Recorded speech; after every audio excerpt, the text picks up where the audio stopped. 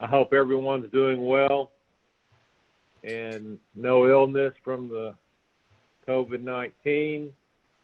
Hope everyone is getting back to work and moving forward. We're all essential. I know that. It takes all the businesses to run it. So, but anyway, I've had so much time. I'm zero prepared for this meeting as usual. And so I just plan on moving forward with Blake. You can start anytime now. Okay. Meaning right now? Meaning right now. All right. Let me see if I can share my screen. See if this works. See if it works. All right, here we go. So if you didn't hear, this was a tornado that went through up near bottom. I was giving you guys a wonderful, colorful story about, which now I'm going to cut short.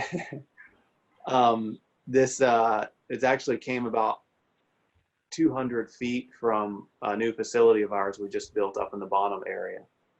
And it came super close. It did actually take out some bee yards of some of our members. And so we're so sorry to hear about that, but it was a pretty bad one up in the bottom area. So make sure you put some bricks on your lids. Okay. So the honey flow, you guys have already got a bit of a teaser from Russell and John and kind of the pre-meeting chat. The honey flow is according to the time of year and according to the flowers, it's in full swing in most areas. We're seeing the pincushion, the scabiosa, the Indian blanket, they're all starting to bloom. Which usually when those flowers start to bloom, it really signals the beginning of the honey flow. As John mentioned, there's just not many of them. So I'll show you some of those in a minute.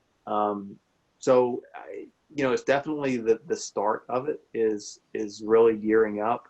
It's just, honestly, it's pretty dry in most areas. And there just isn't the normal wildflower population that we often see.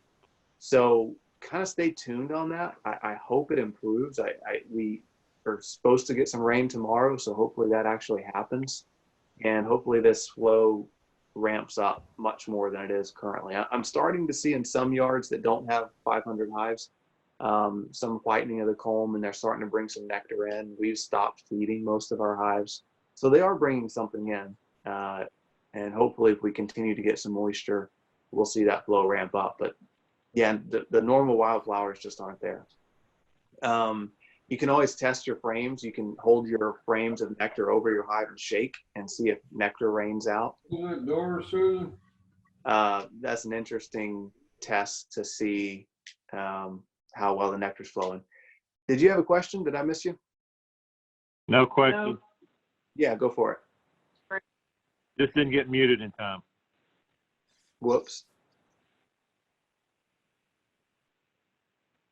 Uh-oh. Go ahead, Blake. Okay. All right. So we're going to talk quite a bit about supering, feeding, foundation, adding supers, etc. As we get into this. These are the Indian blankets that John was referencing. This was last year. I saw these this coverage everywhere last year. You know, you just see fields that were red with the Indian blanket, which is a great nectar producer, also called the Gaillardia. I'm not seeing that at all this year. I mean, occasionally I see some blooming along the roadsides. And to be fair, the Gaillardia is just now starting. I just started seeing the open blooms a couple days ago. So hopefully there's more out there than we're currently seeing. But this is one of the great signals at the beginning of the honey flow. This is the pincushion and scabiosa, which is in full bloom right now.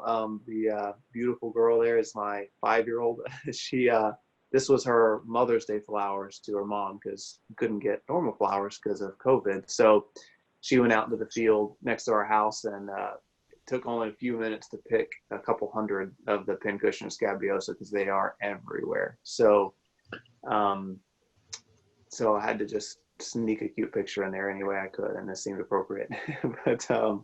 But they're everywhere right now. So the scabiosa is in full bloom. It was funny, as I was helping her pick these flowers, you know, once we had a couple dozen in our hands, we couldn't keep the bees off of them. The bees were just swarming the flowers as she was holding them. So she's pretty cool. So they're everywhere, and the bees are definitely on them constantly, getting quite a bit of nectar.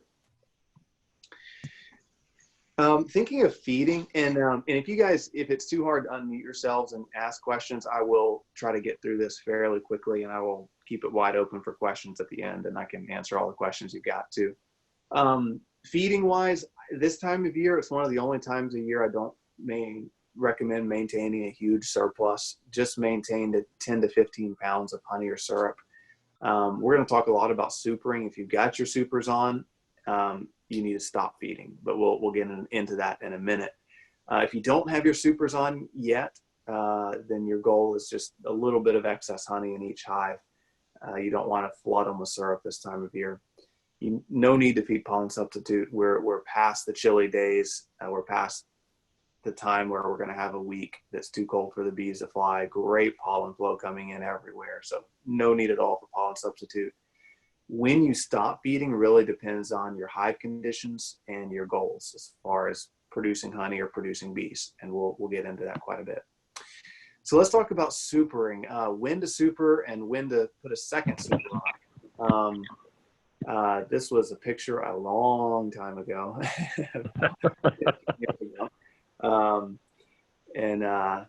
The big goal is to stay ahead of the need for supers, and that'll prevent swarming. Just because, again, if your hive gets over 90% full of bees, then you're really going to see that hive start prepping to swarm. So making sure you maintain that 80% or so bee level is really important. Okay, so I'm going to try to show you a video. I'm not going to talk through it, so hopefully the audio won't matter as much. This is a video of that my guy sent me recently. This is us prepping hives to super.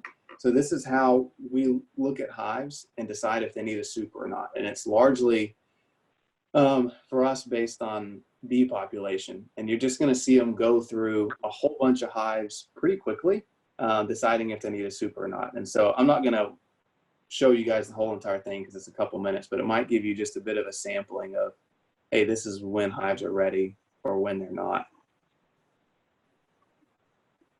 And you can see if they leave the lid off, it needs a super.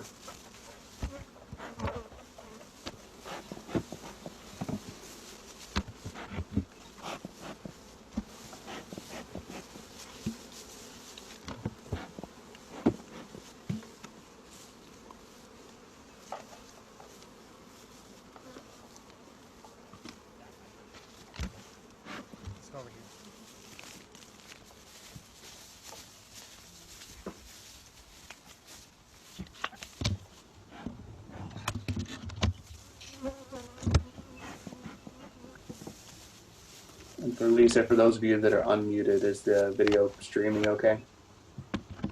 Yeah. Yeah.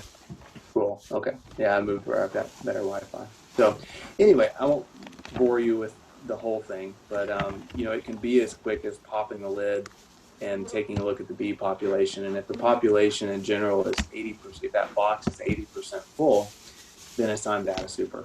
And if it's not, then we wait a little while and come back and check it again. But we don't want the population to go over 80%, otherwise they risk swarming.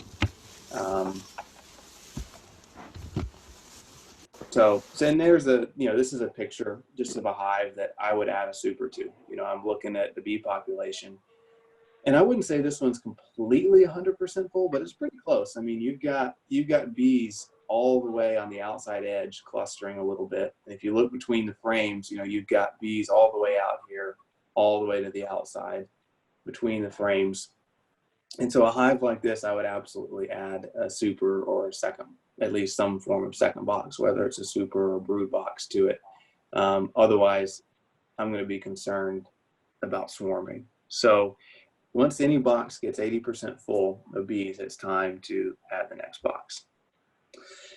So let's talk a little bit about foundation, because that just kind of throws a wrench into everything. If you're new to beekeeping or have boxes of foundation that you want to put on your hive, the rules change not necessarily as far as when to add it, but it complicates it a little bit, especially when it comes to feeding. So if you have got a hive and you want to add a box of foundation to it above the brood nest, then what I recommend doing is adding it right on top.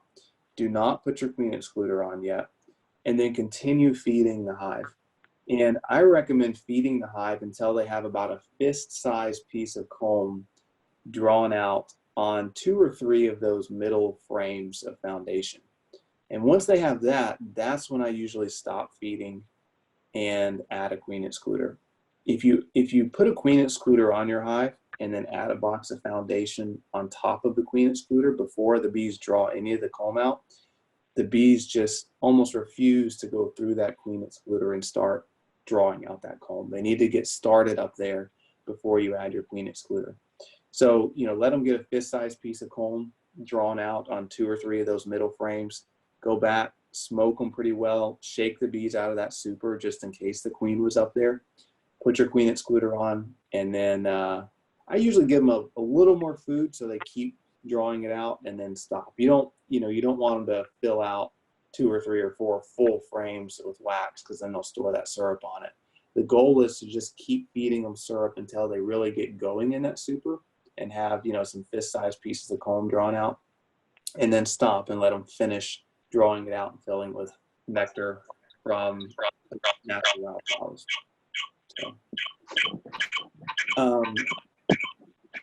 So deeps versus mediums versus supers versus brood boxes. This is something that is confusing to a lot of folks.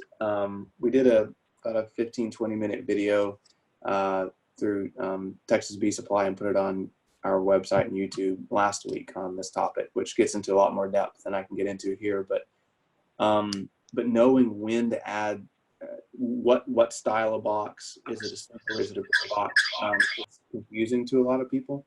So let me just try in just a couple of minutes to touch on this. And it takes about 15-20 minutes. So I'd take a look at that video if this is a confusing topic to you. But if you're in North Texas, I believe that it's no matter where you are, it's better to have 2 boxes as a brood nest than 1. Now that could be 2 deeps, or it could be a deep and a medium. In North Texas, it's fine to just deep medium as a brood nest, and then everything above that deep and a medium would be considered your super, where you're going to make honey. This is the very first year, and you just have a deep box with a single second box on it. Hey folks, if you wouldn't mind, put yourself on mute. We're getting a lot of background noise, so if you don't mind, put yourself on mute. That'd be awesome. So you can have if you have a brand new hive that's just 1 deep box and you want to make honey your very first year, if making honey is really important to you this year, then you can just go ahead and put a deep or medium box on top, and wait till they get that fist-sized piece of comb drawn out, shake the bees out, add your queen excluder, just like we were talking. Basically treat it like a honey super. Put your queen excluder on, etc., just like we talked about. And then after you harvest honey this year, then you can put that deep or that medium back on without the queen excluder. The queen will move up into it. Keep feeding it after you harvest honey, and that'll become your second brood box, whether it's a deep or medium. So that's a way to kind of get you that honey the very first year. Now, if you don't care so much about honey this year, or if if it's not a huge deal to you, then you can just go ahead and put that deep or that medium directly on the hive without a queen excluder, or never put a queen excluder. Let them go ahead and draw it out, fill it full of brood. And then if they fill up that second box with bees and brood, once it's 80% full, then you can go and add a honey super on top of those 2 boxes, and maybe get some honey out of that 3rd box. So hopefully that makes sense. Now, as far as using a deep or medium for a second brood box, it's really optional. If you want to split your hive next year, so if you want to increase your hive numbers next year, then I would use a deep box as your second brood box, like this one right here. That way, next year, next spring, when you go to make a split, you'll have a second deep brood box already drawn out. So if you, and then if they fill out this, you know, this is your first brood box, if they fill out your second brood box, then this can be, this top medium up here can become your super. You know, if they fill out this one completely, you can go up, let them fill this top super, let them draw out a few frames, shake the bees down, add your queen excluder, and maybe they'll make some honey up there. If this is your first year in, I'd say it's a 50-50 shot that they're going to actually draw out that second deep and then go on and make honey in that third super. If you're second, third year beekeeper and your comb's already all drawn out, then it shouldn't be a problem. But if you really want to make honey, then you can just put a medium box like this directly on top of your first brood box. Let them get started, shake the bees out, add that queen excluder, and they'll go ahead and make honey in that second box. So we already covered using queen excluder, so we nailed that one. About just the number one thing to remember about queen excluders is you got to let them get started on that foundation before adding a queen excluder. A lot of folks ask, you know, should we use a queen excluder or just not use a queen excluder at all? You know, queen excluders are optional. If you don't use a queen excluder, you're probably going to have a couple frames of brood up in your honey super. And, you know, it's not the end of the world. You can just leave them in your hive, pull the other frames out in your honey super and extract those and leave the brood in. You know, if it's pretty warm outside and the brood is capped, you can actually extract your honey. And I've seen frames where you extract the honey out of them, run them through the spinner, the extractor and everything. And after they've run through, bees are still emerging out of the brood. And you can put it back on the hive and a lot of times they'll still be fine. So once the brood's capped, it can be pretty tough. No medicating if you plan to harvest honey. So no more mite treatments, no more treatments or medications of any kind since we're at the start of the honey flow. Now, if your hive has a high mite count, then medicate anyway. You won't be able to harvest honey, but it's better than losing your hive to mites. It's always a good idea to check your hive for mites. You know, most people start extracting honey late June, so we're not that far away from being able to harvest honey and treat for mites. I would say if you have more than, you know, 5 mites per 100 bees, then I would probably forego the honey crop and treat my hive to save it. If you have less than that, they'll probably make it until you can harvest honey, and then you're going to want to treat immediately after you harvest honey. Really, typically, regardless of how many mites you currently have, you're going to want to treat right out. However you treat, however you manage your mites, you're going to want to make sure that's in full swing right after you harvest honey. Swarm cells versus supersedure cells versus queen cups. Get a lot of questions on this.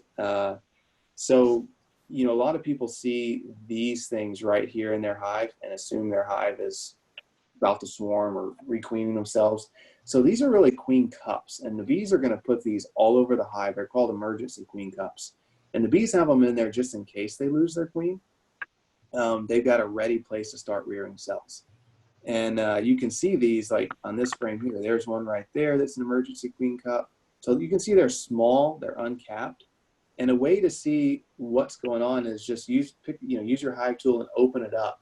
And if there is larva inside of it, then something's up. It means the bees are starting to supersede their queen, or they're getting ready to swarm. But if there's nothing in it, it's just an emergency queen cup. Now, obviously, all of these are actually capped queen cells. So something's up there. Typically, if you read the bee books, swarm cells are along the perimeter or along the bottom or the perimeter of the frames, and supersedure cells are more in the middle of the frames.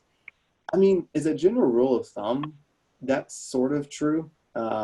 I've certainly seen swarm cells in the middle of the frames. I've seen supersedure cells along the edges. So I wouldn't rely on that exclusively.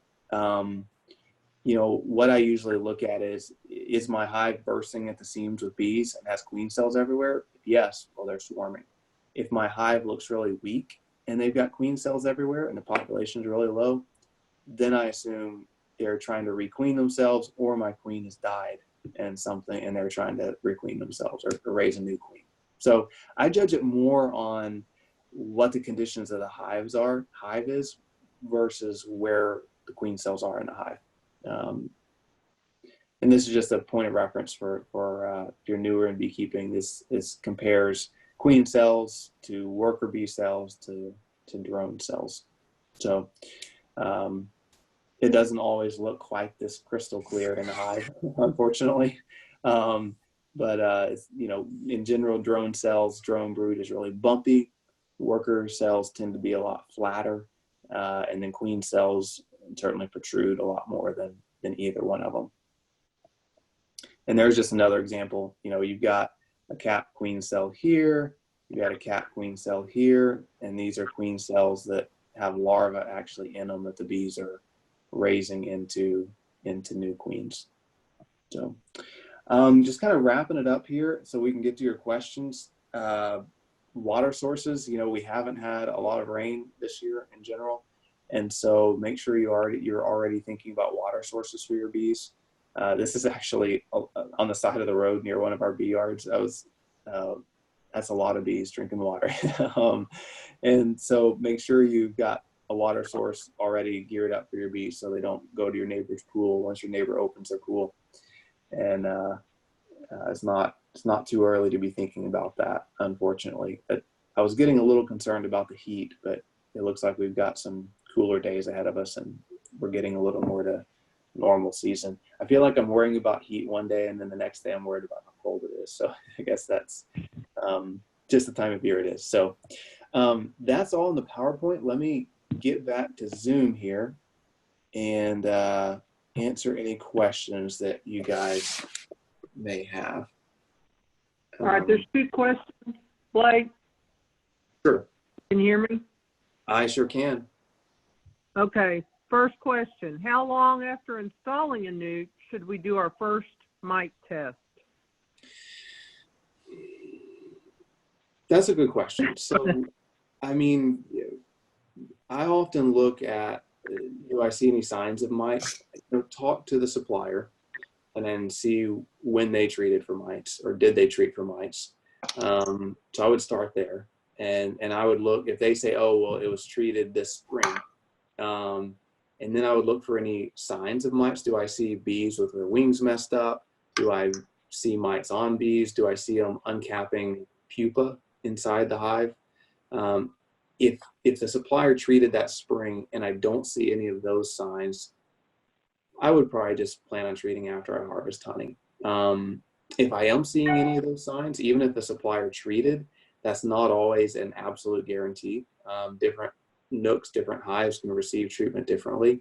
And so if I'm seeing any of those deformed wings, or if I'm seeing any uncapped pupa, then I would be a little more concerned and might consider at least doing a test and seeing if there's an issue.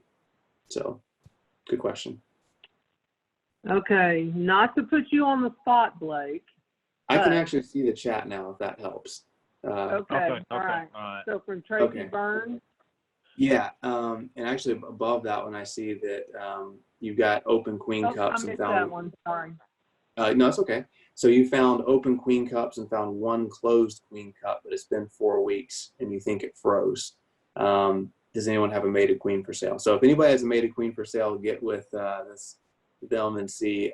Yeah, I mean, once they cap a queen cell, you're only like 12, like about 11 days from it hatching. So if it's been 4 weeks and that queen cell is still capped, she's not hatching. So something certainly happened there. Chris asked, what about Formit Pro with honey supers on? Follow the label directions. Oh, here it is on the I bottom. believe Formit Pro, I wouldn't personally. I wouldn't use Formit Pro with the honey supers on. Sometimes labels say, hey, this is like Hop Guard or Oxalic, they'll say it's safe with honey supers on. I'm just still so leery about that. Even though it's a more natural treatment, I'm still really leery about doing something like that with my honey supers on when I'm going to eat that honey. So in general, follow the label directions, but in general, I just don't like treating with anything when my honey supers are on. Tracy, you just picked up your new boxes from TBS on May 29th, which was, well, I'm guessing you meant April 29th. Otherwise, I am way behind in life. I hope you meant April. You did your first check today, and one of the hives had an open queen cell with larvae in it. What do you do? So it depends a little bit on exactly what else was going on in the hive. And Tracy, I don't know if you can respond to this or just unmute yourself, but the first question I always ask is, did you see eggs or did you see the queen? And if you see eggs and you saw the queen, and you see that queen cup, I'm a little concerned about swarming. But if you see eggs, you saw the queen, I would make sure you've got enough room on the hive. So maybe add another box, and then I would wipe out that queen cell, and hopefully that alleviated the issue.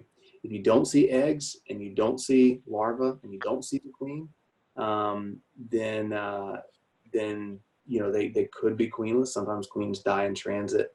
So if you didn't see the queen, you didn't see eggs, then they could be queenless. So the best thing to do, what I always recommend folks do, regardless of where you get your nooks, is take some pictures of those frames, or get someone out that is a little more experienced and really look for eggs, because seeing those eggs and seeing those larvae is the guarantee that queen is there and she wasn't killed in transit. And so the best thing to do to find eggs is really hold that frame and go out on a bright sunny day and just adjust that frame until you can see right down into the cells.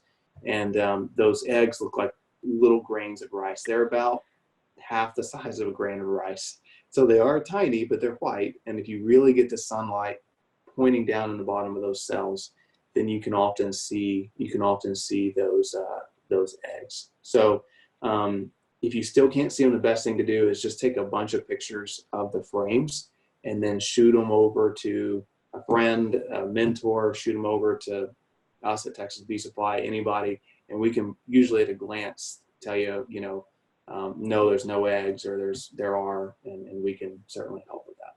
So good question though. Harold, you asked about oxalic acid vapor. Is it okay at this point? Yeah, I mean, seasonally, sure. If you're comfortable doing that during a honey flow, then that's your call. But as far as seasonality wise, you can use that pretty much anytime. The main thing I would remember about the oxalic acid vapor is it's not a one and done.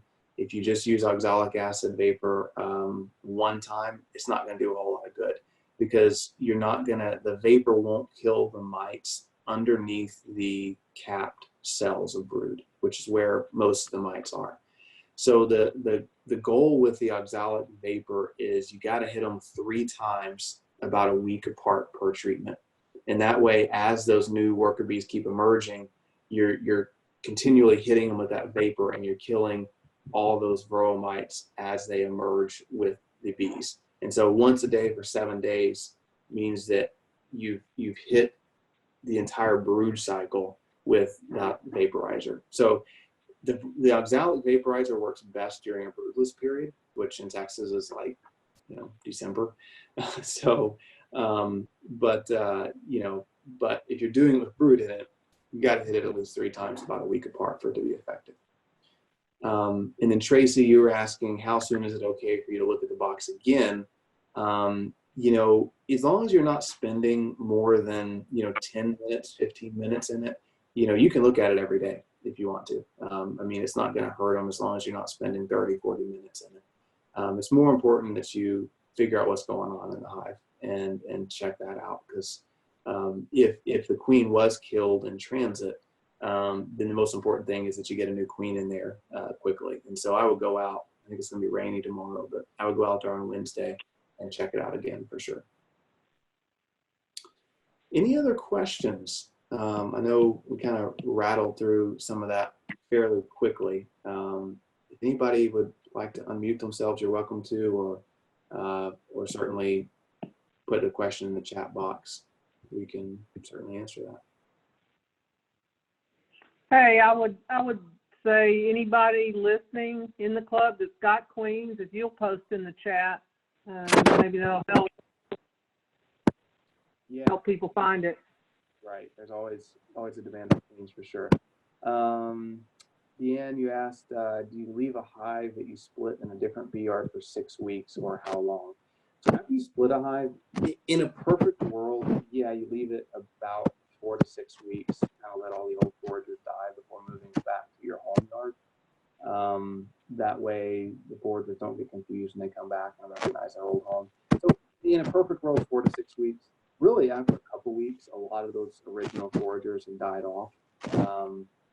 So, 4 to 6 ideally, a couple weeks really makes a big difference, and you can move them back pretty quickly. Someone asked, is swarm season over or not? I wish it were over, but not, unfortunately.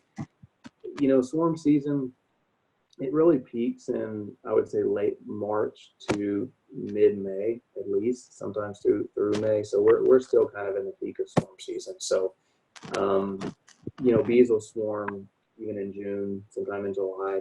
So kind of making sure your hive always has enough room through the spring and into early summer is pretty important. So yeah, unfortunately, it's still going strong. Someone asked, I have a creek behind the house and it stops flowing, goes stagnant in summer. Is that water still okay for the bees?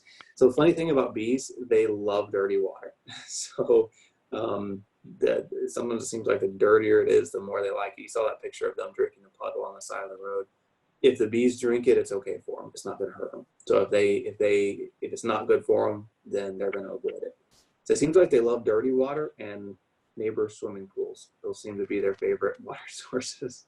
So yeah, even if it's dirty, nasty, stagnant, if they're drinking it, they're okay with it. If you put out really nice, fresh, clean water, a lot of times they won't touch it. So yeah, if you put water out, they'll often drink it if it's the closest water source. Oftentimes they go to whatever's close and convenient. Somebody asked, how long do I keep the swarm trapped? I'm assuming you mean if you caught a swarm, maybe you have it trapped in a box. I wouldn't do that for long because they need a lot of ventilation. So if you catch a swarm, I wouldn't trap it at all. If you catch a swarm, usually they're going to leave or not. Even if I've kept them trapped for a couple days in a box and then opened it up and out they go. So the best way I found to keep a swarm in a hive, and I saw somebody talking about this early on in the chat, which I totally agree with, is give them a frame of brood. I tend to find that's the best way to keep a swarm in a box, is give them a frame of brood from a different hive, and they tend to stay. Harold, you brought a swarm to your yard last night after dark and put it in a horizontal hive. When should you check them? I mean, I wouldn't thoroughly inspect them, but crack the lid anytime you want and see if they're still there. It's not going to make them leave. I wouldn't thoroughly go through them, but cracking the lid and seeing if they're there is fine. If they're still there after, I'd say about 2 days, they're typically going to stay, especially if they start drawing out comb and the queen starts laying, then you got them. Cone's computer says, because of this weather, are we going to have a late honey flow? I mean, it definitely slowed down because it got cooler. And so it did slow down. I think it's really starting now. How long it goes, will it go later, is really all a question of, do we keep getting moisture and how hot does it get? If it starts getting really dry and really hot, it could end early. So we just, we don't really know, unfortunately, how long it's going to go. But it's definitely getting started. Whatever that looks like, it's getting rolling. So, oh, Harold, your swarm had 3 frames built before you moved them. So yeah, I mean, I would give them a day or so. If they already had frames built and you got them, I don't think they're going to leave those frames. So you should be good to go. Keith and Kathy, after establishing a nook, should you rotate frames to encourage build out or leave them in place? So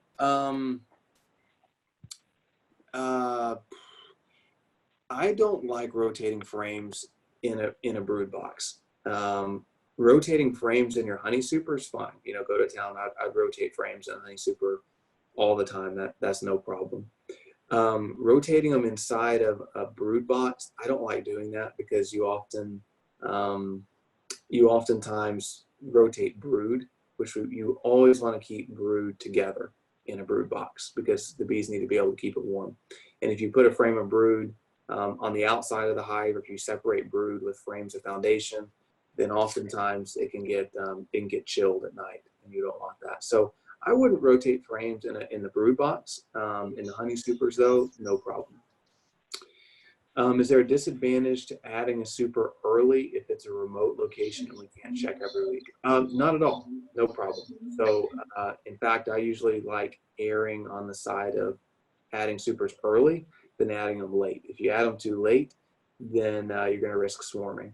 And so, yeah, I definitely err on the side of adding ahead of time. Usually giving the bees extra space isn't going to cause problems like adding too late will.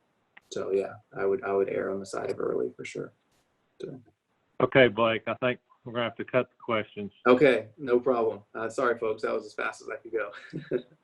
No problem. You did great. Appreciate it. But Ashley, she can't wait to get on. All right, Ashley, it's all yours. Thanks. Well, this is a pretty casual presentation for me because normally when I do this, I'm talking to people intentionally in a more one-on-one capacity because ag valuation changes so much from county to county. Hey, Ashley, just give everybody a little background about yourself. Sure. So I'm actually from the Bryan College Station area, and my husband and I own a bee farm here called Prime Bees. I met a bunch of the fine folks in y'all's club through the Texas Beekeepers Association, and I continue to serve there. I am here today to talk to you guys about agricultural valuations. I think, when I talked to Skip about this, he really wanted me to come at it from a beekeeper's perspective and how you can partner with landowners. And I will apologize. I'm working from home, obviously, like the rest of y'all. So if you hear random barking or things of that nature, I'll try to get my dogs to keep it quiet. So is that good enough? Was that Russell talking to me? Yeah, that's great. Okay. Go ahead. All right. So with ag valuation, the important part is that it does vary county to county. And, one of the things that my husband and I do as part of our business model, and really it's allowed us to continue to grow our apiary, is by partnering with landowners to get more spaces for us to keep these bees on. And the reason this is important maybe for some of you guys is if you start getting solicitations from landowners that want you to keep bees on their property, I think one of the things that we learned pretty quickly is that that is an intensive thing, just like doing bee removals or extracting honey or a lot of these things that we do as beekeepers. It's an intensive thing, and you should or can be compensated for the work that you're doing on someone else's property with bees. And so that's what I'm here to talk about. I guess before I get started, and I normally would have you guys raise your hands, but maybe Russell or someone can point me in the right direction. Do you think that it's more important for me to talk about the requirements on the land itself, or? Okay, I'm just gonna keep talking. No problem. Well, yeah, the requirements for the land is important, but that's going to vary per county by county, yeah. I would think.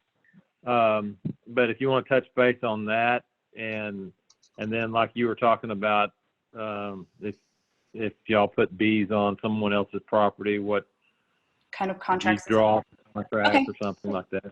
So, and well, I can always, yep. Actually, this is Lisa. Another, I guess, bone of contention or confusion that we've encountered is the process for the landowner to actually start qualifying.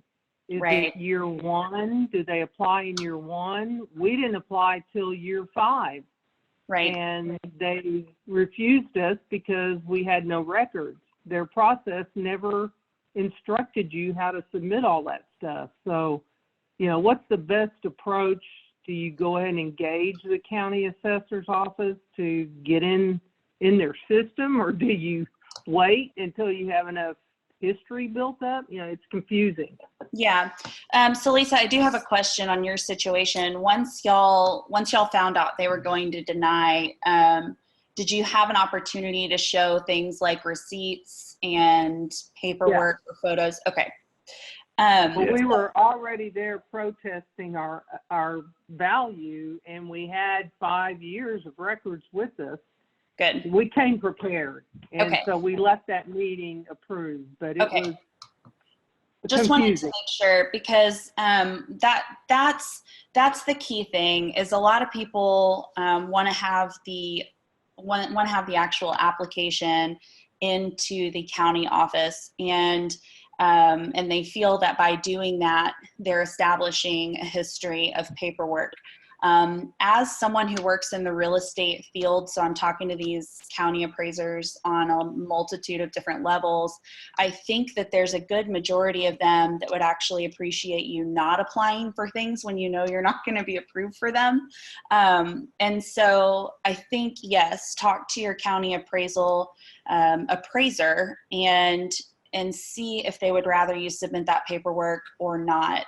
I think your default should be not to necessarily apply for the ag valuation each year, but rather to keep very good records of photos, receipts of purchasing bees, receipts of purchasing queens, photos even that are geotagged or something with your particular property or with some landmarks on them, anything like that. Satellite images might be helpful for some of you where you can actually see your bees, although, those don't update in real time, so you'll have to keep an eye on them. But that kind of stuff is probably better, so that when you come in after that 5 years of history, if that's what you're trying to establish, then you've got your paperwork together and you can actually just submit it with the application rather than waiting for it to get denied. And that would be probably the cleanest way to go about doing that. Do you have to prove income from bees? Selling honey? That actually varies county to county. The way I understand it, the way the ag law is written, you're not supposed to have to show that you're actually making money off of it. However, honestly, counties have a lot of ability to interpret things different ways. One of the things that you ask when you're trying to figure out, or one of the things that I ask when I'm trying to figure out what someone may save on their taxes by getting bee exemptions, is what the productivity value with bees on the land is. And so if you're not familiar with that term, that's basically an ag, it's basically a CAD term, a county appraisal district term, that distinguishes how much they're going to tax you on for each acre of land that you're exempting or getting a special valuation on. You'll notice I use special valuation more than exemptions because it's not technically an exemption. But anyway, as you're getting that special value, what the county is actually going to tax you on is based on the production value. And so if they're asking you what it is that you're making, it may be that they're trying to decide what the production value of bees are in your area. And so they may be asking for that, and they may be able to require that. And counties, like I said, have a lot of freedom in what they require. So I did try to get in touch with y'all's, I did get in touch with y'all's county appraisal, at least the Collin County one. And y'all are in one of the counties that I really hate to do valuations for, because every piece of land is a little different. They don't actually, for example, in contrast, Brazos County, where I live, if you have bees on the property that you're using for the ag purposes, you will be taxed $1,050 for each acre. You will be taxed on $1,050 of value for each acre. So each acre, maybe it's on the appraisal district for $10,000 or $15,000. Instead, you're going to get taxed on $1,050. The benefit to having that flat number is it's really easy to predict what you're going to save at the end of the day. But the way y'all's works and a few other counties is they can actually change that value based on the land itself. So they can choose to classify it as pasture or timber or whatever your particular parcel has more of. So that's what I was able to get from your county. They were a lot less open with information, and I think it was just I don't know if that's typical for y'all's area. Well, that's what we experienced over 5 years. Okay. I'm like, I hate to assign that label, but it did seem like it was kind of hard to get information. And I have worked with a lot of different counties. Obviously not all 200 and however many, 56 or 40, 54 or whatever counties there are in Texas, but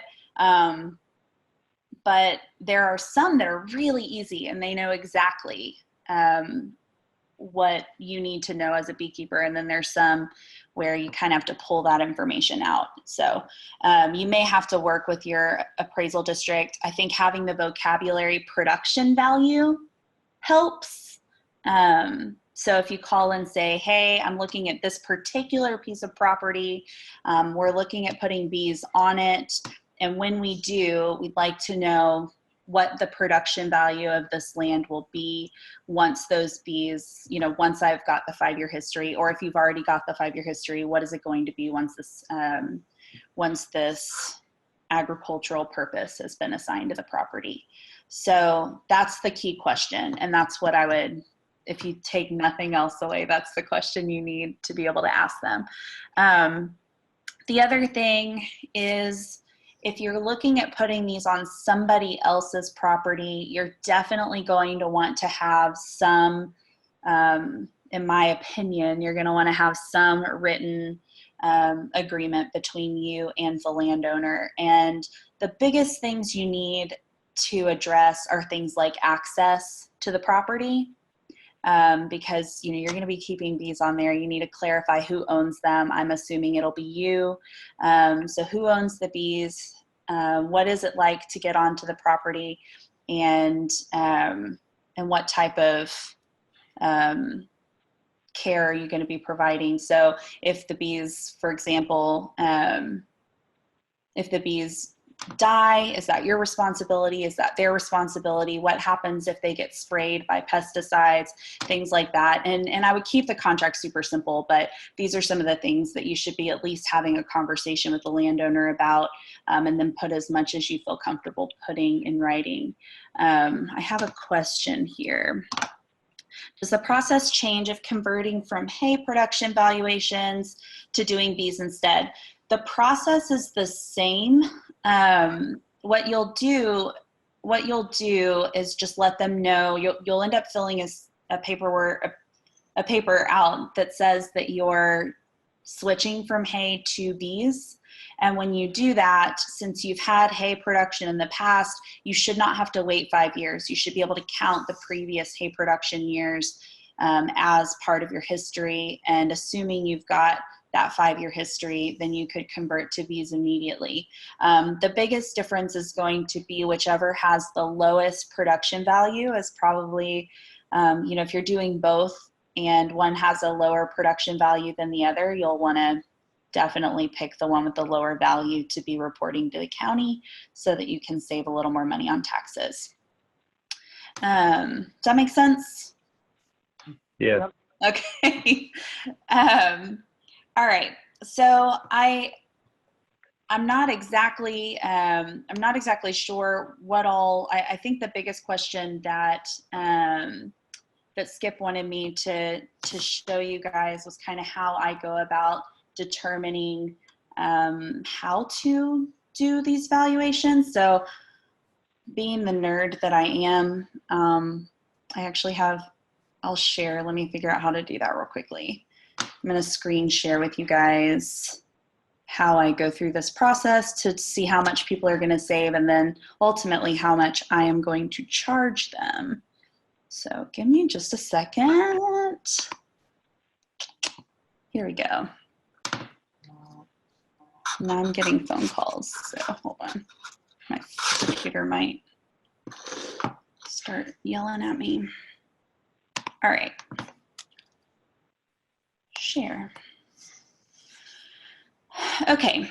Oh, let me, actually I'll leave that one up. I don't need this one. All right. So the way that I do this, I actually have a valuation worksheet that I use, and all I have to do is enter the information up here in the blue, and then I've got a few formulas that will spit out the rest of this information down here based on those numbers. And what I found is that by breaking some of this stuff down here, they better understand what it is that I'm actually saving them. So it just makes the conversation quite a bit smoother. So for example, that just automatically is today.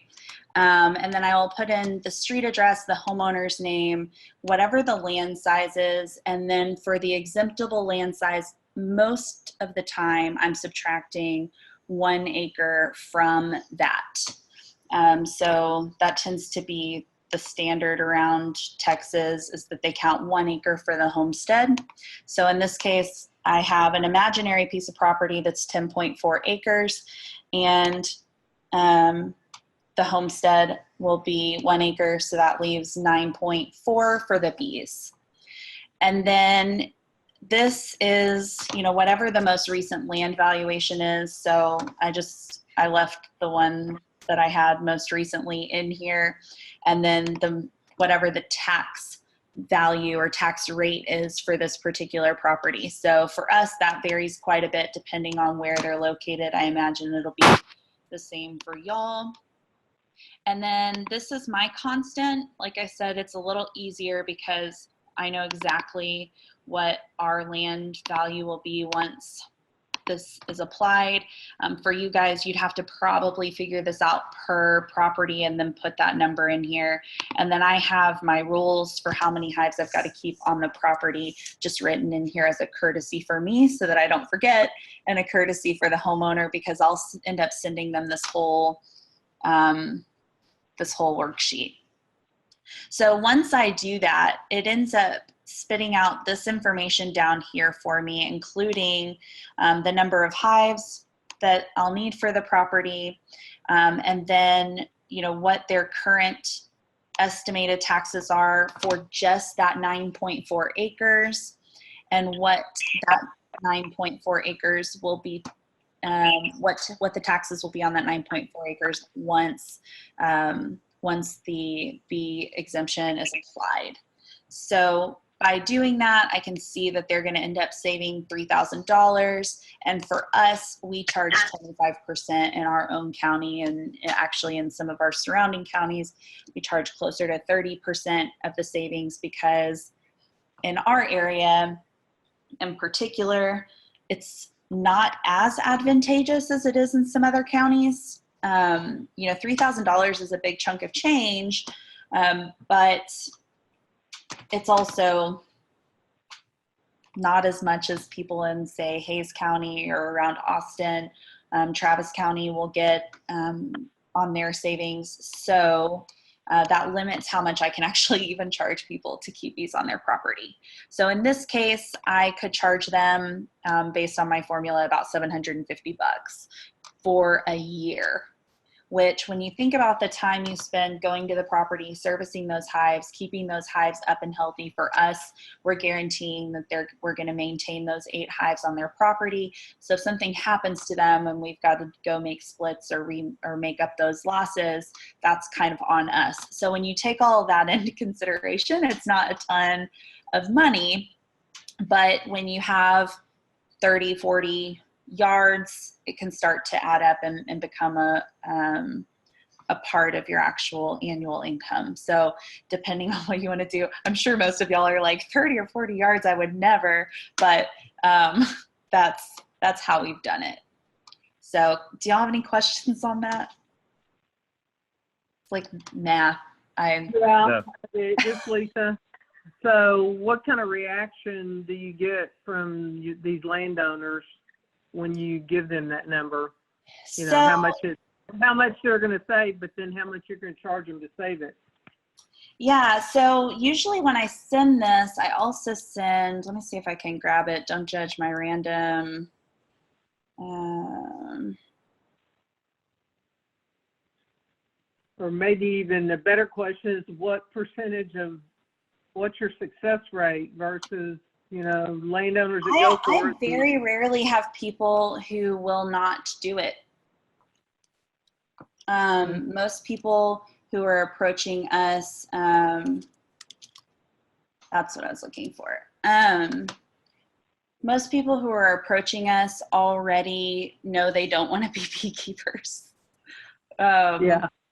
So, okay, but I do send this cost of beekeeping worksheet to them that is probably outdated because, let me move this. It's probably outdated, but you can see that it talks about, you know, what are the basics for, you know, how many hives are you going to actually have to have? What does that look like? Why you may want to rent a hive instead of keeping it. And then, you know, a lot of times, sorry, I'll keep going and I'll continue to answer your question. So I'm outlining the cost of just the equipment itself. And I do have, I mean, I think I have pretty competitive pricing in here. It's not even like, I'm not like over exaggerating the pricing too much. So I'm just showing people how much they're going to end up paying. And then I am talking about ongoing annual costs of maintaining, feeding, you know, not to mention time and losses. So all of that I think helps a little bit, but usually by the time I'm sending them the ag valuation, either I or my husband have talked to them. When we would first send them off, I remember being really nervous, like, oh, I don't want to lose these people. That's a great location or whatever. And then, you know, after we got a lot of them, it started to become, you know, people are either going to get it or they're not. And a lot of times when we let people go, they end up coming back anyway, because bluntly, we're actually, even at that price you just saw, we're actually pretty affordable for our location. There's a few other people who offer similar services that charge more than we do. And, you know, so most of the stuff we do in our business is to try to find like a win-win, like what's fair to us. And I explain that to people. You know, I'm not trying to keep your savings, but I am trying to make sure that it's worth our time to do that. And so, you know, it's not easy work. So, and people are pretty cool. A dumb question. Do you give them honey or do you make them buy their honey? Their leasing. This is honey is not the biggest part of our business, and so this is something that irritates the heck out of Justin because, you know, half the time he feels like he's just giving all the honey away. But we do give them honey, and we tell. Usually, what we do is we'll give them a gallon, and we just tell them this is your gallon, and we do have people who ask if they can keep a percentage of the of the honey that's made in their yard. And our answer to that is pretty simple. We say, you know, we wish we could, but the way we harvest honey, you know, we pick up that honey and we do it all at one time because it is a labor and time intensive process. So I could sit here and lie to you and say, sure, I'll bring you your honey from your yard, but I'm not gonna lie about it. I just bring them honey, and it's from the area and has the benefits of even more floral, you know, than their particular yard may have had. So, so yeah, we give them about a gallon. We've had a couple clients who don't necessarily even ask, and then we have other clients who are constantly asking for more. So I guess use your best judgment on how much honey you actually produce and make it fair. I mean, you may be better off like doing kind of like what I've seen Blake put together, pretty gift baskets and things. You may be better off doing something like that, where you give someone, you know, something really pretty, like a creamed honey and a regular honey and some, you know, a candle or something, and probably make them happier, but use less of your material. So there's lots of options there. So yeah, I mean, this is the basic stuff. I can show y'all my contract, but y'all have to promise I did not black one out. Ugh. Let me think. Actually, I think it should be fine because we've done enough of these that I'm kind of a nerd about it now, and I have like smart forms. So it should just be forms. It shouldn't have people's names in it. Let me make sure. Yep. Okay. So see, it says like address, county, state. Woo, that's good. Okay. So I actually have two things that I send people. And the reason is I don't think it's really the county's business to know how much they're paying me to keep bees on their property. So I have a lease agreement, and then if I can scroll, just 2 pages. It looks more intense than it is. I got this from somebody and then just modified it. And then I have, what do I call it? A service agreement. So the service agreement is more what we send to the county appraisal districts. Actually, hold on. No, I'm a liar. Backwards. The lease agreement is what we send to the county appraisal districts, and the service agreement is what we keep between us and the person, because this is where we actually say we're going to keep X number of hives at X number of cost. So, and I'm happy to send this stuff to y'all. If that's helpful. I don't know that I would just want it to be mass sent out to everybody, but if someone's interested in seeing or having it, I would leave that up to y'all, Lisa, or Russell, or whoever's in charge. I have no idea. Okay, so does your contract include restrictions? Use of pesticide is honey part of the contract. I do not have honey as part of the contract, but I do mention, let me find that spot. I don't read this as often as you may think.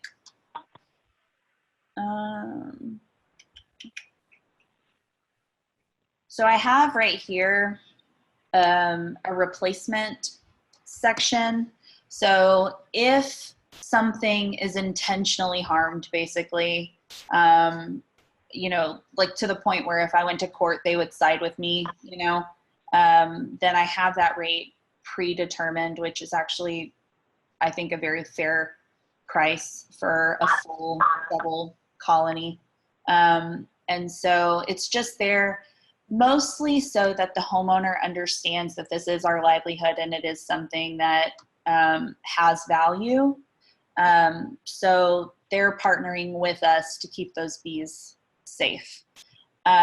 That's it. I mean, some of this is like, Blake is probably thinking I'm a crazy person because I'm sure he does all this stuff by handshakes, but I'm just, I don't know, I come from a contract world of real estate. And so I wanted something that kind of puts us and them, you know, I have the choice on whether I actually hold someone to that. And I think it would take a lot for me to do that.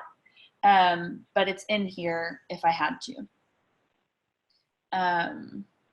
So I think that answers the pesticide question.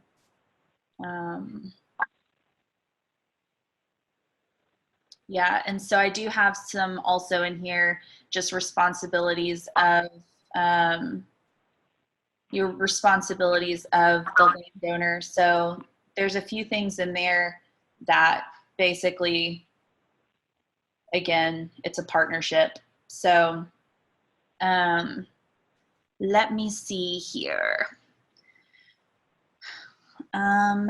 Jay Driver, I'm in Van Zandt County. It says 20 acres, 12 active hives. Does that mean for 60 acres, I need 36 hives? Okay, this is a really good question, and you probably don't even know why.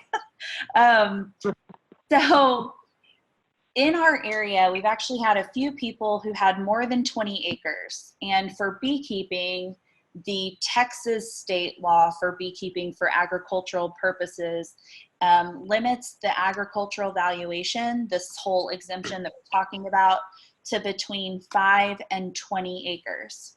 So that means that if you have 5 acres and it's just land, you can qualify. If you have 5 acres and a homestead, so we kind of went over this at the beginning, they'll take an acre off for that homestead. You really only have 4 acres, and they can argue that you will not qualify for the ag valuation for bees. So that's one thing. On the other side of that, if you have 20 acres or 22 acres, let's just use that, 22 acres, they take that one off for homestead, and now you have 21 acres, they're only going to let you use 20 of those acres for bee purposes, and they will tax you at the normal value for that 1 acre. Now, I say this as if it's a hard and fast rule, but remember, counties do have, I mean, they do have their own, like if they don't want to charge you taxes, they technically don't have to charge you taxes. So they can do whatever they want to do. But that's how the law is written. Now, obviously, I'm not an attorney, so get you one. But so if you have 60 acres and you wanted to run bees on all 60 acres, the only way you would be able to do that without getting special permission from somebody to do so, because maybe they could give that to you. But in order to follow it to the letter of the law, you would actually have to subdivide that 60 acres into 3 20-acre parcels. So like go through the whole process to do that and file it that way at the county with different addresses and different CAD numbers. And then you could put bees on it for all 60 acres. Does that make sense? Yeah. Yep. Yeah. So I get that question. Yeah. Wow, is exactly right. You know, it would be nice if they allowed us the same courtesy as they do with cattle. And that's something that TBA and a bunch of beekeepers have worked on in the past, and probably will continue to have conversations about, but that is the limitation. And I think part of what's difficult is that there isn't a lot of understanding.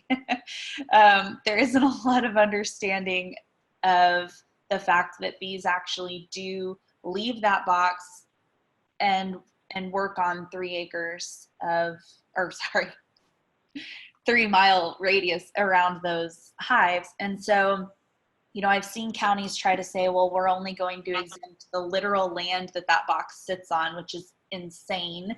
But I've heard that. I've heard people running into some really weird interpretations of how bees should be used. So, you know, obviously we have to, as beekeepers, have pretty solid and kind conversations with our ag appraisers. So yeah, it doesn't sound so bad now. Yeah.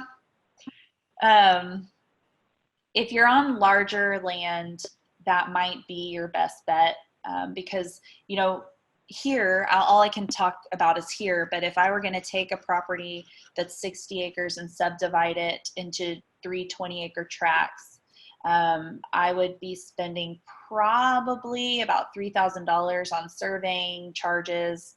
You know, maybe I can get it done for $2,000. And then from there, I'm going to have to go down to the county and file those as well, which may involve an attorney and everything else. So you could probably spend anywhere from $2,000 to $5,000 just getting that replatted and done. And I think you just have to weigh whether it's worth it. I've seen people use it as kind of a, if they were planning on doing, you know, having multiple homesteads anyway, you know, family homesteads and things like that. I've seen people go through the trouble, but I don't think I would do it for, you know, one person. So, all right. So questions about any of this?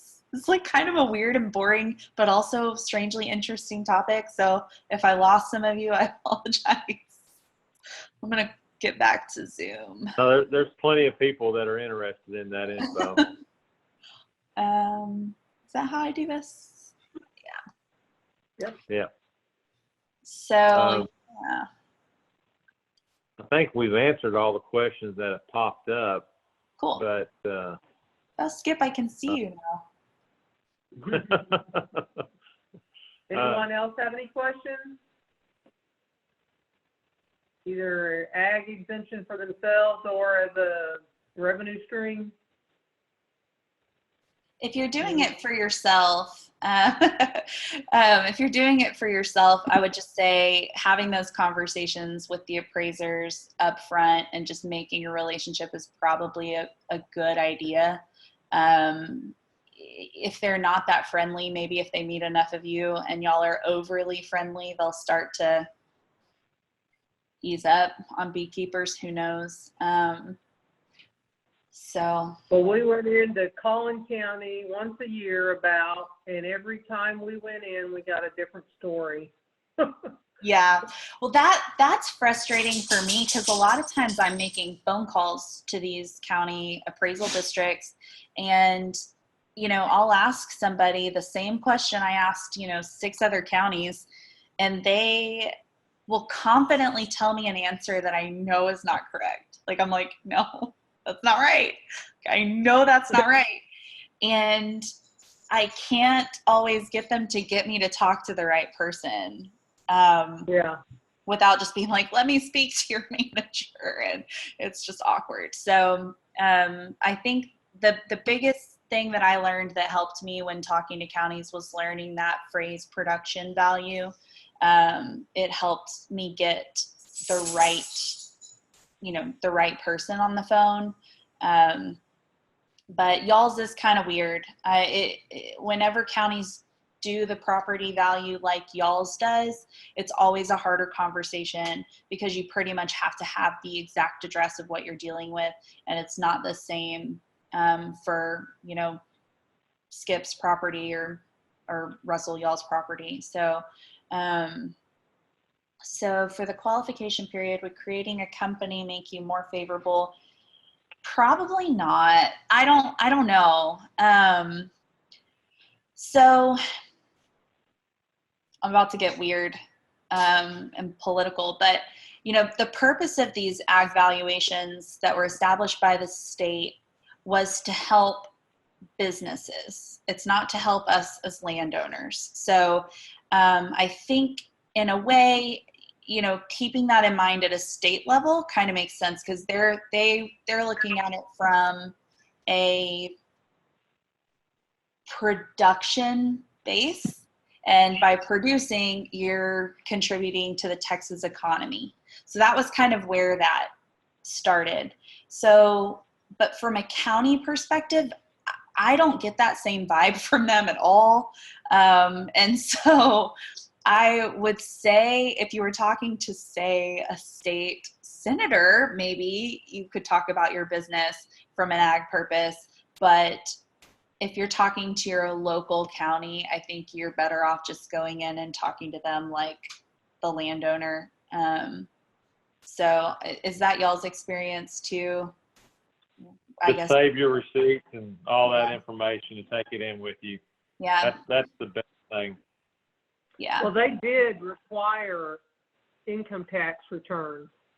We had to show 5 years of income tax returns. Wow.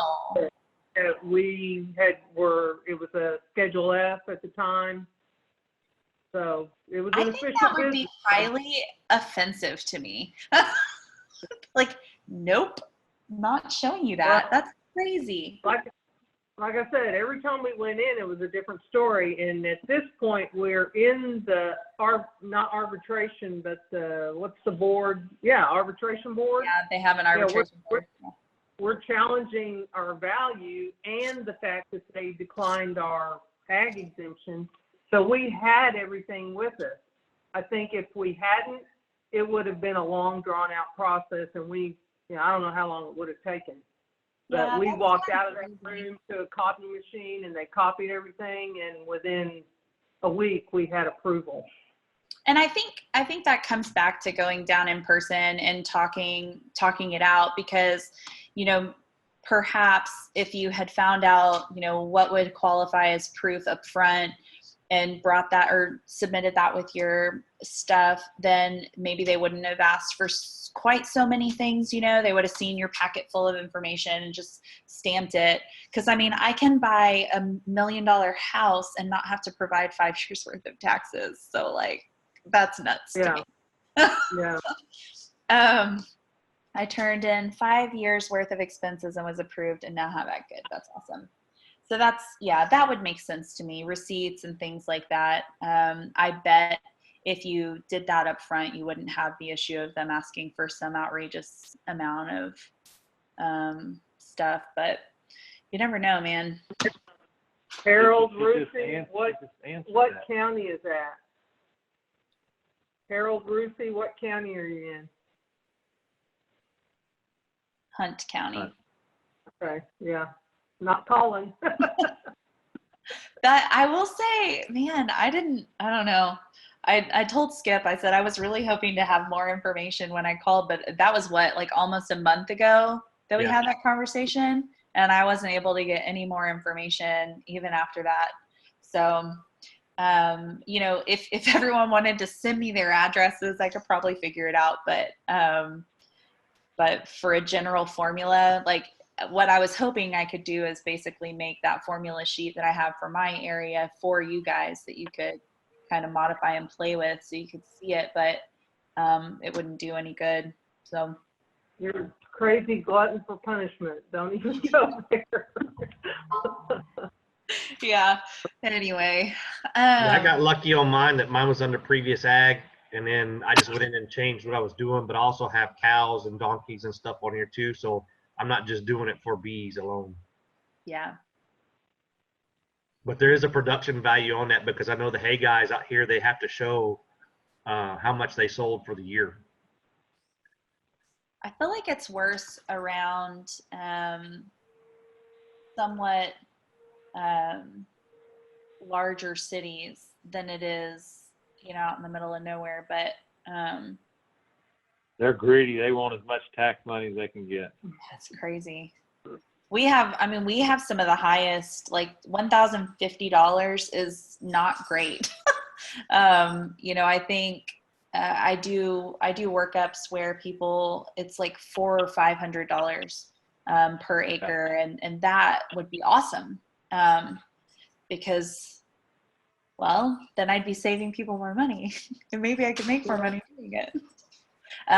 There are people, just as a complete contrast to the way I do my business, there are people that charge per hive to manage. The reason why we can't do that here is because people don't save, like I said, they don't save enough money to be able to justify spending, $100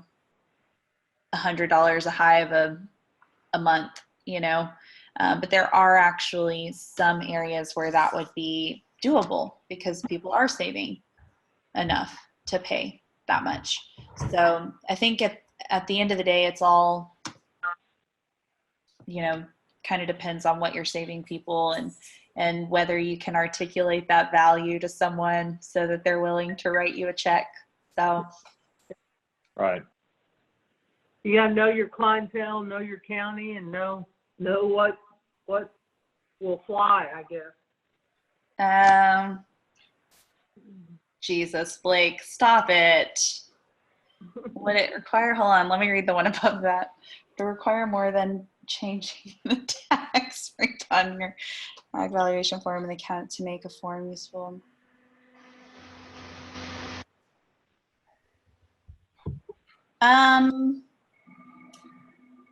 Not much more. Okay, so on my ag valuation form, would it require more than changing the tax rate or the county name? So no, let me just, I won't screen share, but let me just double check. That's really it. I mean, I have a formula that determines how many hives. So just based on whatever the rules are there. So there's a formula at the very bottom. And then obviously your tax rate, your tax rate can change even within the same county. And then, so it's really just the productivity value, because I have this same form for like 10 counties in this single document. And the only thing I change each time is those two constants, the number of hives and the production value. So otherwise it's the exact same across the board. And then I do the actual tax rate for every single property, not just for each county, because like I said, that 1.79 is a particular area here, but I have some that are 2.45, so it can vary quite a bit, all in the same county. So Blake, to answer your question, I very, very briefly touched on this. I think that we have to be pretty careful with ag exemptions and valuations, mostly because I've seen the state legislative bodies talk about this stuff.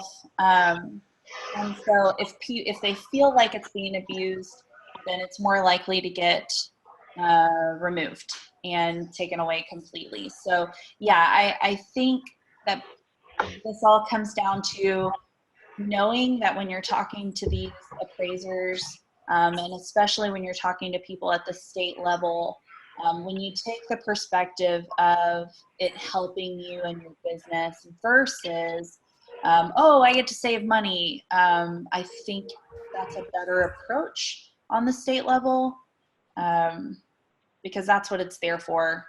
And if enough of the counties feel like people are abusing it and they go to the state and start saying, this is how we this is the one way we make our money, and these exemptions are, really hindering us and tying our hands in, we can't get the tax money we need to do, whatever they need to do, then at some point their voice could outweigh, the landowner and beekeepers and cattlemen and all those people. So I think just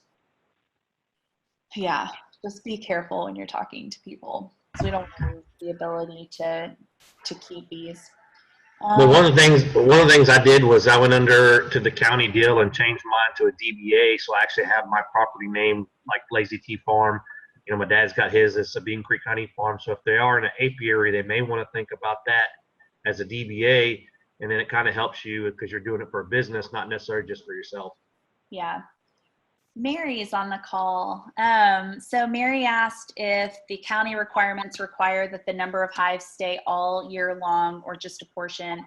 I'd have to confirm whether it's the state law or the county laws that that this falls under. But for us, I have to keep them there for 9 out of 12 months. So if you're doing a ton of pollination contracts all over the state, this would probably not be the most reliable way to do this. But Yeah, I think that's on the state law, Mary, but I'm not 100% sure. I think it's county because I had to go in there and tell him that I was actually a commercial operator and that we actually moved them for pollination. And he asked when I moved them. And that way, when they do come by, if they want to do a spot inspection, that they know that I have my hives there. And they've hit me on Google too. So, and that may come down to the counties having some discretion, even with some of the base laws. So, yeah, I mean, I'm not 100% sure. What did you say wouldn't be useful to us because it would require too many changes to be useful here? Oh, so the ag valuation form was what I was talking about. I can send it to you, but what I was saying is that one spot where it says productivity value, where I get to put a constant, y'all would have to change it for each property that you're evaluating because it's not constant. So it might be 500 on one property that's mostly pasture land and 700 on a timber property. I don't know. That's just an example of what you might see. So yeah, sorry to confuse y'all. One more question. They may require that hives get split and also die. Seems hard to have a set amount. Yeah, so the question is, should we have more hives than is actually required since hives split and die and all those sorts of things? I like the 1.5 rule. If you need 10 hives, then, you know, put 15 out there. That seems to work pretty well. Something along those lines. But I also know that most counties, as long as they know, you know, if they happen to go out there on a day where you only have 5 hives and most likely you've still got that 6th box out there, right? Because you just need to repopulate that box. Most counties aren't sitting there checking each and every hive. In fact, I've noticed a lot of them don't want to go anywhere near your bees. I've had a couple people who were like, well, I want to go out and check them out. And I mean, that's fine with us. But we usually like to be there when they do that too, so we can meet them with protective gear. So yeah. Collin County will use satellite imaging to see what. So Russell said, I've heard that counties are appealing to the state to eliminate ag exemption for beekeeping, and I've heard that individuals are pressing the Texas legislature to increase the amount of land. Is there truth to either one of those things? I think there's truth to both. You know, I don't know how much will be listened to on either side of that. It's probably going to be pretty tough for us to increase the amount of land that qualifies for beekeeping, although I think there's good reason for it. You know, I could list them, and I have listed them to people even in the legislative bodies. But on the county, I mean, I understand that side too. That is their the tax base is how they fund county roads and projects and, you know, everything like that. So I get why they would defend their tax base, and ag exemptions of any kind can certainly reduce the amount of tax, you know, money that comes into them. So I need to do some research on what the percentage of money is, you know, lost to counties for ag valuation purposes, because I think that would be an interesting statistic. But yeah, it would. Yeah. So Have the CBA made a decision for the fall or the convention? I think they're planning on continuing to have the convention. They like, I haven't told anyone to cancel it. Well, hopefully that's far enough ahead that there'll be some normalization. Yeah, and I've seen you know, I've seen people, obviously there's lots of statistics out there right now, but, you know, there's certainly concern that we could just be revisiting all of this at that time. But we had to cancel summer clinic, which was really heartbreaking. I was excited about it, but I mean, it didn't seem like the responsible thing to do to continue with volunteer hours working on something that may or may not actually happen. So, so with TBA convention, lose we're any more money over hopeful. that? Do what? Did TBA lose any money over canceling? I was You know, curious. Because That's good. my experience with contracts. No, I'm just kidding. No, we got really lucky. I think I haven't officially heard back, but we may have lost some money on a food truck deposit just because it was a smaller business. And so it's kind of hard to ask a really small business to give you, you know, even $500 back or whatever. But for the big hotel, we're going to apply everything that we have as far as deposits on to the next event. And we'll just plan to do another event at that same location, probably in the next year or two, depending on their availability. So they were real slammed, but I think that'll be a good thing. Yeah. So we're excited though. I saw a tentative list of speakers for convention, and I think it's going to be an interesting one. I know JJ was working real hard on it, and I think it's going to have kind of a variety of even some natural beekeeper stuff too. So it'll be different. Hey, Russell, I think we should, if Ashley's good with sending those forms, then maybe we can get them sent through Mike and put it on the members area on the Collin County page. You know, that way it's not just out there, you know, willy-nilly. Yeah. And we can control on what's being sent out. That's my business model, y'all. Y'all are lucky. Well, if you can buy $1 million home, I want to follow it. Oh, I should have said someone could buy $1 million home. I'm not there yet. I need a few Well, more I don't know that. contracts. The Dutch shower looks like $1 million home to me. That's because my husband has skills. We did that tile shower ourselves, but it's pretty, right? Yeah, that's pretty cool. Yeah, if anybody doesn't know what she's talking about, you can follow me on Instagram. You'll see in my stories. We had a sick duck, well, a duck that was injured that got to take a shower in my shower with like the rain head today. It was pretty cute. You women, you do crazy things. I was trying to, okay, so it has siblings that are way bigger than it. And I was thinking, I can't just keep it in a tub because it's not getting enough like movement. So I let it loose in my master bedroom today to like walk around, and anyway, before I let it outside.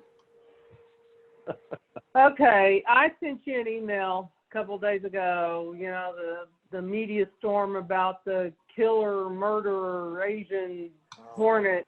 Yeah. And I forwarded a couple of questions. Is TVA getting any So we've feed talked, or anything?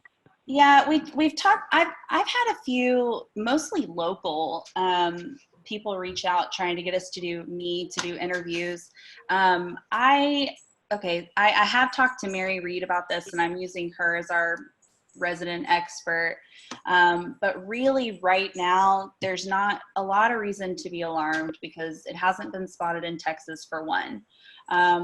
Two, it is something we obviously need to watch, but we don't know where on the spectrum of the lots of threats that honeybees have, right? Like it's not just small hive beetles and wax moths and mites and pesticides and, you know, dwindling forage. Like there's so many things that we have to worry about for our bees. And right now we're not clear on where on the spectrum of all of these things the murder hornet / giant Asian hornet sits. I really wish we weren't calling it a murder hornet. Yeah, it's a strange name. It's like killer bees. You know, it took us forever to recover from that. How many times do y'all have to explain killer bees to people still to this day? It's crazy. Well, right now, it's like I've been telling everybody that I've been, I sent the AgriLife information, I sent the Washington State information. The Washington State is good. They haven't had another incident since then because they destroyed the hive at the time, and they think it may have been brought over in cargo or something like that. So they're not quite sure. And that's a big port town, and so is Canada, where they had it in British Columbia. So right now they're still, they're saying be on the watch for it. But if it was brought over on a cargo ship, what's the other incident going to be? I mean, that's how I got our small hive beetle in Varroa. So. Yeah, I mean, it's certainly something that even if it's not, if we deem that it's safe and it's not here now, it's still a potential threat somewhere down the line. So one of the things that Mary reiterated was she wasn't real sure how well it would thrive specifically in Texas, or really even in any of the states, like which states it would be the most I guess, comfortable living in. So that was a question that she didn't really even have an answer for. But I think back in the November-ish issue of our TBA journal, Mary did a write-up on the giant Asian hornet pre-murder hornet news press. So she's ahead of her time. All right. Anybody else have any questions? If y'all think of anything, you can always reach out either on social media or just shoot me an email. My email is ashley@primebees.com. So whatever. All right. Well, thank you for Zooming. Yeah. Thanks for zooming A in. lot better than traveling. So. No, it's actually kind of nice. I wish we could do this more often. Well, I saw Hayes County, I think, is doing a weekly Zoom. Yeah. Which is I'm kind of not sure. smart right now. People have a lot of Yeah. questions on a regular basis. So I think having some sort of like quick Q&A would be pretty smart, actually. They also have a